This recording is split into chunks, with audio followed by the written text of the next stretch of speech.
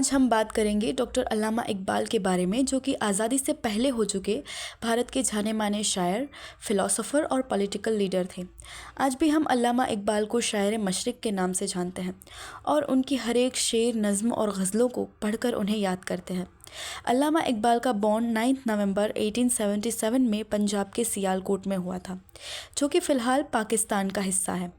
उनके वालिद शेख नूर मोहम्मद के, जो कश्मीरी ब्राह्मण ख़ानदान से ताल्लुक़ रखते थे, एक गवर्नमेंट ऑफ़िसर थे और अपने बेटे इकबाल की तरबियत में उनका बहुत ही अहम किरदार रहा है। अल्लामा इकबाल की वालिदा का नाम इमाम बीबी था और अपने बेटे इकबाल की तरबियत में उन्होंने कोई कसर नहीं रखी थी। इकबाल अपनी वालिदा से बहुत प्यार करते थे, इसीलिए 1914 में जब अपनी वालिदा की वफ़ात हुई तो उन्होंने कई सारी नज़में और गज़लें लिखी, जिनमें से वालिदा मरहुमा की याद में बहुत मशहूर नज़म है। अब अगर बात करें उनकी मैरिज लाइफ की, तो अल्लामा इकबाल की 4 शादियां हुई थी।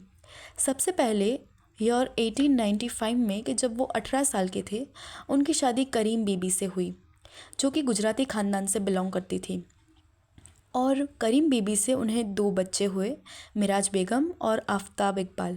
कुछ सालों में इकबाल और करीम बीबी अलग हो गए, लेकिन अपनी आखिरी ज़िंदगी तक उन्होंने करीम बीबी का फ़ाइनेंशियली सपोर्ट करना जारी रखा। दूसरी शादी 26 अगस्त 1910 को हकीम नूरुद्दीन के साथ हुई। तीसरी शादी मुख्तार बेगम से हुई। मुख्तार बेगम से उन्हें एक बेटा हुआ, लेकिन बदकिस्मती से बच्चे की पैदाइश के कुछ ही दिनों में मुख्तार बेगम और उनका बेटा दोनों ही चल बसे। अल्लामा इकबाल की चौथी बीवी सरदार बेगम थी और उनसे अल्लामा इकबाल का बेटा जावेद इकबाल के, जो पाकिस्तान की सुप्रीम कोर्ट का सीनियर जस्टिस बना, और उनकी बेटी थी मुनीरा बानो कि जिनकी शादी यूसुफ सलाउद्दीन के साथ हुई। तो ये थी अल्लामा इकबाल की मैरिज लाइफ। अब अगर बात करें उनकी एजुकेशनल लाइफ के बारे में, उनकी आगे की आइडियोलॉजी के बारे में, तो अल्लामा इकबाल ने अपनी स्कूलिंग सियालकोट से की थी और लाहौर की गवर्नमेंट कॉलेज में उन्होंने ग्रेजुएशन किया था। उर्दू में एमए कंप्लीट करने के बाद 1905 में आगे पढ़ने के लिए यूरोप गए, जहां उन्होंने लंदन यूनिवर्सिटी में अपनी तालीम जारी रखी और 1908 में बैरिस्टर की डिग्री पाकर लाहौर वापस आए। लाहौर वापसी के बाद उन्होंने एज अ प्रोफेसर काम करना शुरू किया। वो गवर्नमेंट कॉलेज में उर्दू पढ़ाते थे। 1922 में वो पंजाब की कानून साज असेंबली के हेड मुंतखब हुए और 1930 में वो ऑल इंडिया मुस्लिम लीग के हेड बने। अल्लामा इकबाल एक फ़िलसुफ़ियाना शायर थे। उन्होंने उर्दू और फ़ारसी दोनों लैंग्वेजेस में शायरी की थी। अल्लामा इकबाल ने कई सारी फेमस नज़में, गज़लें दी, जिनमें से परिंदे की फ़रियाद और बच्चे की दुआ भी है। बच्चे की दुआ आज हर एक स्कूल्स में सुबह रिसाइट होती है।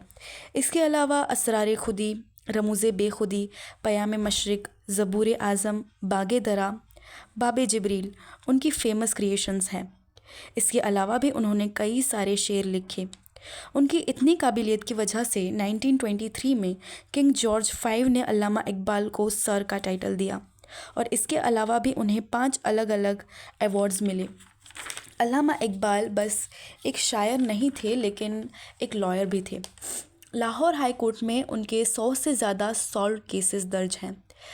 ईयर 1933 में उनकी स्पेन की ट्रिप से लौटने के बाद उन्हें एक बड़ी रहस्यमय गले की बीमारी हुई और अपने आखिरी दिन उन्होंने चौधरी नियाज़ी अली ख़ान के साथ दारुल इस्लाम ट्रस्ट को बनाने में बिताए।